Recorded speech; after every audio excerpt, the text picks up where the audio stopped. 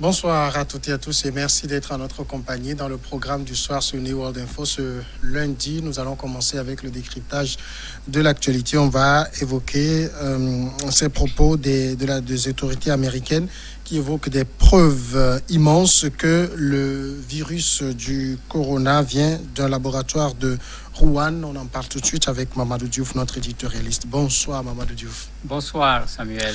Le président des États-Unis, Donald Trump, avait déjà lié jeudi le nouveau coronavirus à l'Institut de virologie de Wuhan et menacé la Chine de taxes punitives. Le chef de la diplomatie américaine, Mike Pompeo, a affirmé ce dimanche qu'il existait un nombre significatif de preuves que le nouveau coronavirus provient d'un laboratoire de la ville chinoise de Wuhan, berceau de la pandémie. Il existe des preuves immenses que c'est de là que c'est parti, a insisté le secrétaire d'État américain sur la chaîne ABC. Mamadou Diouf, dire que le virus est parti de Wuhan, ça tout le monde le savait déjà en fait. C'est ce que tout le monde pense, mais c'est ce que personne n'a prouvé. Parce qu'il faut faire la part des choses sur ce plan-là. La ville, oui. Le laboratoire, on n'a pas encore prouvé que c'est parti du laboratoire, puisque jusqu'à preuve du contraire, la thèse des Chinois dit que c'est parti du marché où on vendait les animaux de façon générale. Mais la proximité entre le marché et le laboratoire connu comme un laboratoire qui travaille sur les virus a fait que certains ont pensé que le virus a dû échapper du laboratoire, passer par les animaux pour aller à l'homme. Personne n'a donné cette preuve. Mieux même, quand on regarde aujourd'hui, il y a presque un consensus au niveau de tous les scientifiques indépendants au niveau du monde pour dire que le virus n'a pas du tout été fabriqué. Bizarrement, on a les Américains qui continuent à tenir cette thèse. Pourtant, les services de renseignement américains ont abouti à la même conclusion. Le virus n'a pas été fabriqué. Maintenant, est-ce que ça vient du laboratoire? Est-ce que ça ne vient pas du laboratoire? Ils sont clairs. Le virus n'a pas été fabriqué. Si ça vient du laboratoire, de grâce que les Américains nous donnent les preuves. Le président Trump l'avait dit, on a dit où sont les preuves? Il n'a rien dit. Celui-là, c'est la même chose, qu'on nous donne les preuves. Parce qu'on a une expérience avec les Américains qui fait que, surtout avec Trump, des déclarations fracassantes, d'abord, on dilue ensuite le contenu de la déclaration. On a tellement vu que, comme on dit, chat échaudé craint l'eau froide. Mais quand on reprend très bien les propos de Mike Pompeo qui parle de preuves immenses que le virus provient du laboratoire, parce que pour eux, c'est curieux que le virus provienne du marché où on vend des animaux sauvages, quand on sait que les animaux qui sont vendus là-bas, on en vend sur des marchés dans plusieurs parties du monde. Oui, mais c'est que quand ça part, généralement, ça ne part pas de tous les animaux.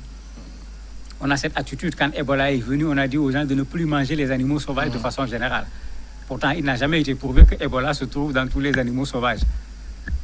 Donc, on est dans une situation où il faut qu'on revienne à de la science, un point, un trait. Si le virus vient du laboratoire, cela peut être connu si les Chinois acceptent de collaborer pour que, pas les Américains, parce qu'ils ne sont pas du tout les personnes indiquées, l'OMS par exemple, ou d'autres scientifiques viennent en Chine pour essayer de faire ce travail qui va permettre de savoir est-ce que le virus est parti du laboratoire ou pas. Les scientifiques sont capables de faire ce traçage pour savoir d'où vient le virus.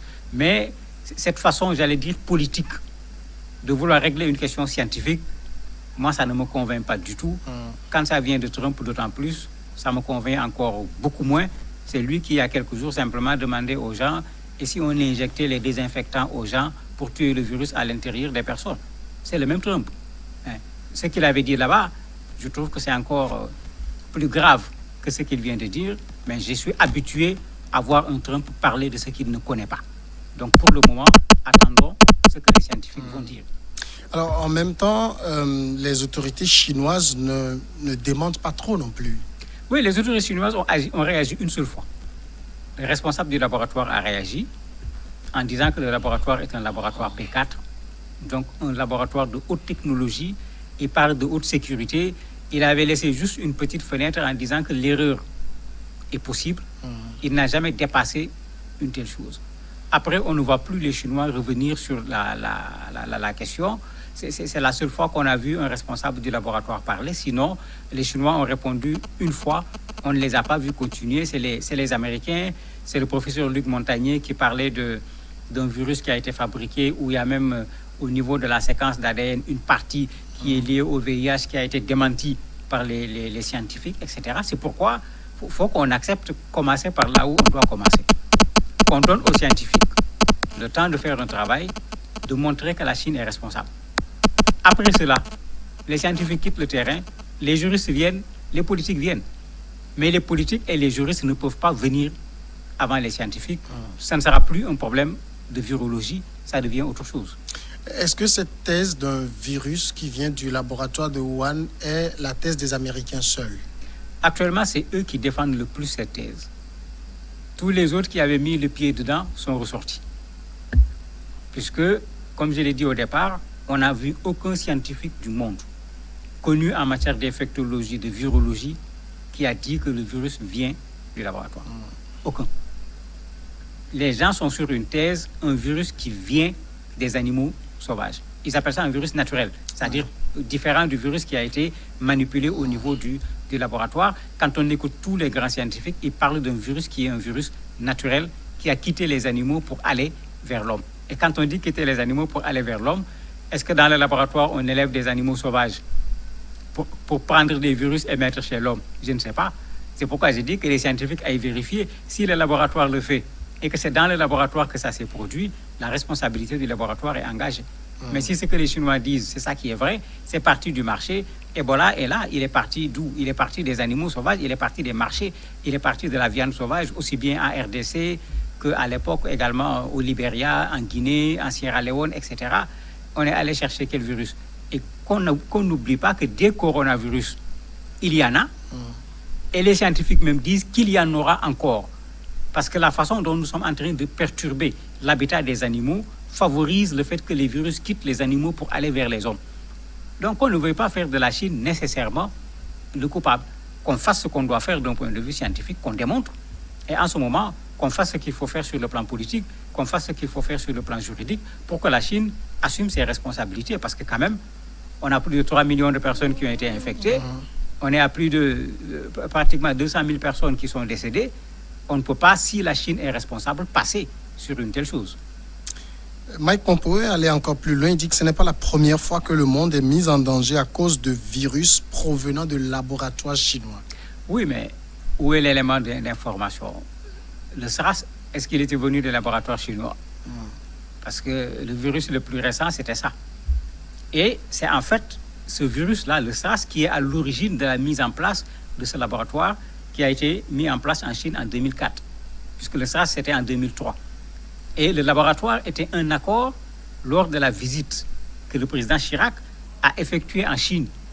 Et c'est pourquoi on dit que les Français ont collaboré. Et ils ont même pas cofinancé ce laboratoire. C'est pourquoi si vous regardez, la France, la position est plutôt mitigée. On a douté un peu, mais on n'a pas vu quelqu'un accuser la Chine jusqu'à présent. L'Allemagne a fait la même chose. Les gens demandent que les Chinois ouvrent leur laboratoire pour que les gens viennent voir. Mais il ne faut pas oublier que dans le travail scientifique, chacun cache ce qu'il fait. Est-ce que les autres ont ouvert leur laboratoire? Il ne faut pas oublier que nous sommes dans un monde où, pendant un temps, les gens ont essayé de développer des armes bactériologiques. Et certainement, c'est dans ces laboratoires que ce travail a été fait. La solution, c'est de trouver éventuellement une structure qui va dépendre de l'ONU, mais malheureusement, tout le monde sait ce qu'est l'ONU d'un point de vue politique. Pas grand-chose, mais une structure scientifique indépendante qui puisse pas seulement aller voir ce qui se passe dans le laboratoire de Wuhan, mais qui puisse faire ce que l'Agence internationale de l'énergie atomique fait, aller dans tous les laboratoires du monde, parce que rien ne prouve que dans un autre laboratoire, quelqu'un n'est pas en train de faire la même manipulation sur d'autres virus. Mais qu'on trouve une règle à l'échelle internationale, qu'on trouve des normes et qu'on soumette tout le monde à cela. Mais pas que les Américains viennent dire aux Chinois, vous allez ouvrir votre laboratoire, on va venir comme si c'était eux les gendarmes du monde. Mais en même temps, ce sont les Américains qui accusent les Chinois. Est-ce que les Chinois n'ont pas intérêt à collaborer, à s'ouvrir pour que des enquêtes impartiales soient menées? La relation Chine-Amérique est faite d'accusations, de contre-accusations, de sanctions, de contre-sanctions. On n'est pas sorti déjà de la guerre économique dans laquelle ils sont. Quand Trump parle de taxes encore, c'est dans ce cadre-là. Alors que sur la guerre économique, pour le moment, les Américains n'ont pas réussi à vaincre les Chinois. Vous avez vu tout ce qu'ils ont fait avec Huawei, avec... ils veulent tout faire pour empêcher ces gens de pouvoir actuellement vulgariser leur technologie qui est là. Quand les pays européens ont commencé à accepter, même les Américains essayent de faire pression en disant attention, ils ont peut-être même mis des puces dedans, ils vont vous espionner, etc. Mais on est dans tout ça d'abord avant que le virus ne vienne. Et les Américains restent dans cette logique parce que les États-Unis veulent rester au devant du monde. La Chine ne bavarde pas. Mais la Chine veut prendre le devant du monde. Et ils font les pas pour également finir par le prendre. Et ils viennent de démontrer également leur capacité sur le plan scientifique avec la façon dont ils s'est occupé du virus en Chine. Indiscutablement, ils ont montré de quoi ils sont capables. Mais de grâce que les Américains veulent rester parmi les puissants. Mais il n'y a pas de souci. Mais il ne faut pas vouloir empêcher aux autres également de devenir des puissants. Que les gens fassent le travail qu'il faut. La Chine est un pays comme tous les autres pays. Des scientifiques existent aux États-Unis comme dans d'autres pays, mais qu'on mette en place une équipe qui va aller s'assurer que le virus, d'abord, n'est pas naturel, parce que pour le moment, c'est ce que la majorité des scientifiques ont dit. S'il n'est pas naturel, c'est clair que ce n'est pas le laboratoire qui l'a créé. S'il est naturel, est-ce que le laboratoire l'avait attrapé quelque part? Ils étaient en train de le manipuler et puis il est sorti. Mais qu'on nous le prouve. À partir de ce moment, mais la responsabilité de la Chine sera totalement engagée. Mais est-ce que l'opposition, disons même la guerre entre États-Unis et Chine, peut se transposer en une guerre qui peut aller même aux allures bactériologiques, virologiques même? Mais bien sûr, on a vu ce qui s'est passé pendant longtemps entre les États-Unis et la Russie pendant la guerre froide. Il y avait de l'espionnage industriel, de l'espionnage militaire. Chacun était en train de vouloir voir qu'est-ce que l'autre prépare, puisque chacun voulait prendre le devant. On nous parlait même de la guerre des étoiles, puisqu'effectivement, chacun était en train de vouloir préparer des armes qu'on va pouvoir éventuellement utiliser pour être vraiment au devant, surtout sur le plan militaire à l'époque. Aujourd'hui, il y a moins cette course d'un point de vue militaire. On est plus en face d'une démilitarisation, d'une dénucléarisation, mais sur le plan scientifique, la course, elle est encore là. Elle est encore là et c'est ce que les Chinois ont compris, c'est pourquoi ils n'accepteront pas facilement de laisser les gens venir visiter leur laboratoire pour régler la question du coronavirus, mais bien sûr, les gens en profiteront également pour voir d'autres choses. C'est une forme d'espionnage déguisé et ce n'est pas aux Chinois qu'on va apprendre une telle chose. Ils savent très bien eux aussi de quoi il s'agit. C'est pourquoi, si l'ONU était une institution respectable, c'était à l'ONU de faire ce travail et de le confier à l'OMS, puisqu'il y a une structure spécialisée en la matière qui est au niveau de l'Organisation des Nations Unies. Mamadou Diouf, merci d'avoir répondu à nos questions. C'est moi qui vous remercie. On va marquer la pause et nous allons revenir après avec l'invité du jour.